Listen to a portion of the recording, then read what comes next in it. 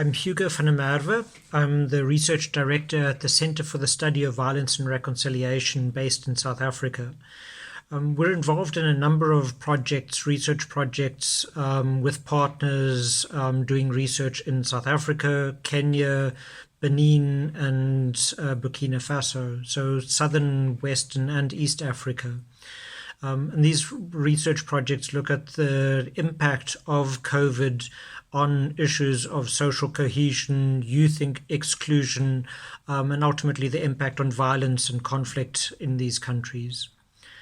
Essentially, just the response, firstly, of the countries involved to the COVID crisis was generally seen as positive. It was hailed as a firm and early response to the crisis, and generally following international, what was seen as best practice at the time, guided by more European and American scientific and policy thinking.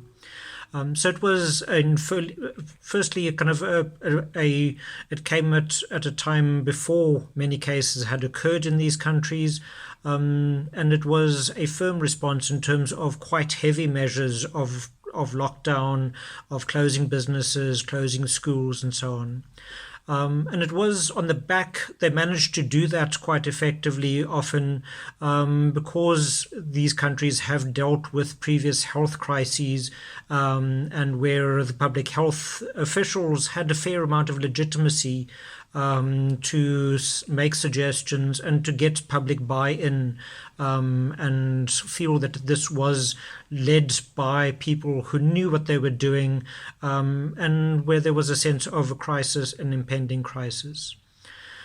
What was more problematic about these responses was the fact that they were quite authoritarian, that they were implemented in a way that was enforced by the police and often backed up by the military, and in countries where these institutions have a history of being heavy-handed, of committing excessive force, and where there's a political involvement of the military and the police often. So there was a sense that this was an authoritarian-driven approach, and that there was a lack of accountability and oversight of these processes. So where excesses happened, where people's rights were abused in these cases, there wasn't a sense of accountability or an access to justice for victims of those cases. In these countries, there's a very mixed picture of economic relief by the government. So in all of these countries, there was quite a heavy toll, partially because of the kind of the closing down of markets, of tourism. All these countries were quite vulnerable to the lockdown measures that were introduced. In some places, there were quite innovative responses. We saw in South Africa and Kenya introduction of public employment programs specifically targeting youth.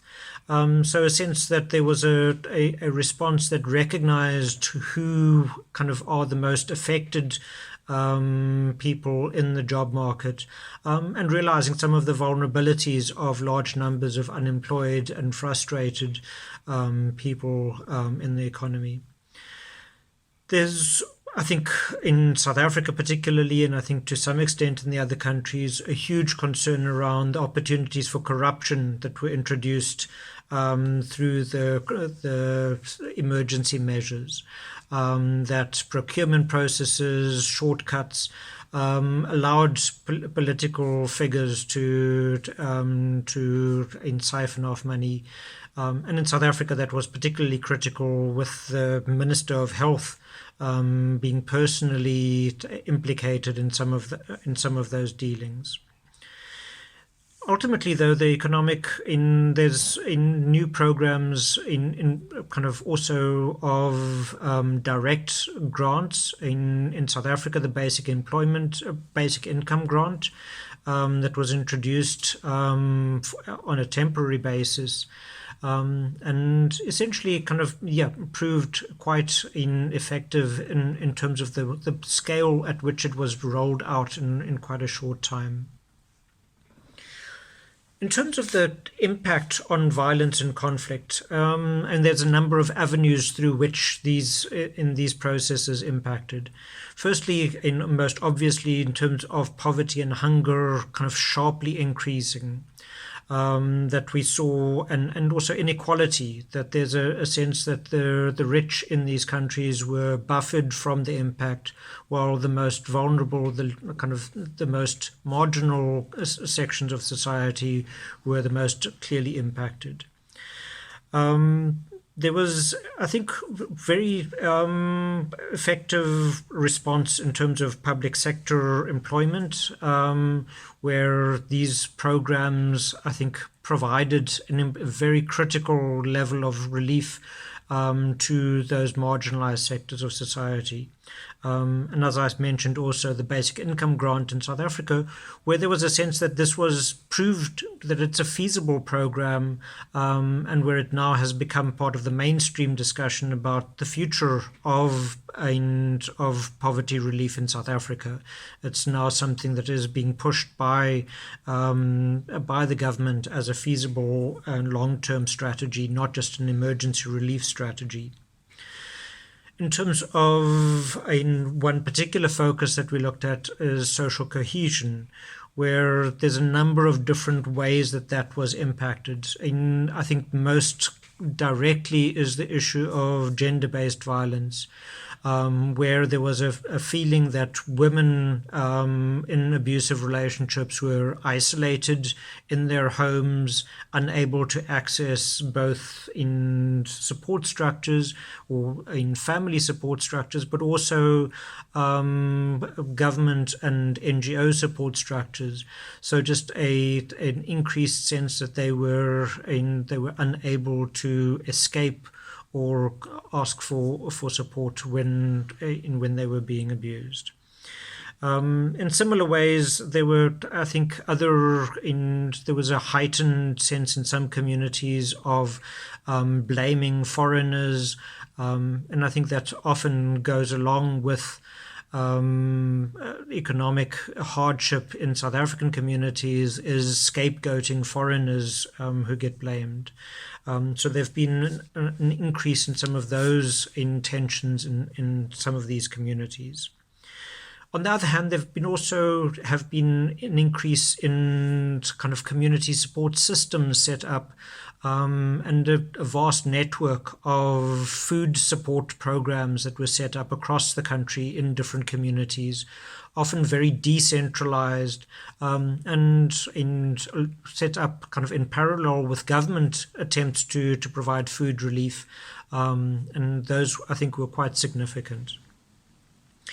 In terms of civic cohesion, which we've found in previous research to be a critical factor in violence prevention, I think there's a certain sense that the state has proven kind of its ability to take strong action. And I think we often feel that the state is a very weak actor when it comes to addressing violence and poverty. But here we see proof that the state can take direct action, can mobilize resources when it takes something seriously. So there's a certain sense of more in hope that the state is an effective actor in these circumstances. At the same time, corruption has so deeply undermined some of these efforts, and in some countries where corruption has been a growing concern, seems like this has escalated that trend. So there's also a certain, I think, a fear that once things relax, there's going to be increased tensions between communities and the state, increased demands and expectations about what the state should and can deliver, and a suspicion that corruption is perhaps kind of the key reason why such delivery doesn't happen. So it's a very mixed picture, and I think a sense that there are opportunities for civil society to build on, and also opportunities for where civil society can collaborate with the state to make the best of these opportunities. Thank you.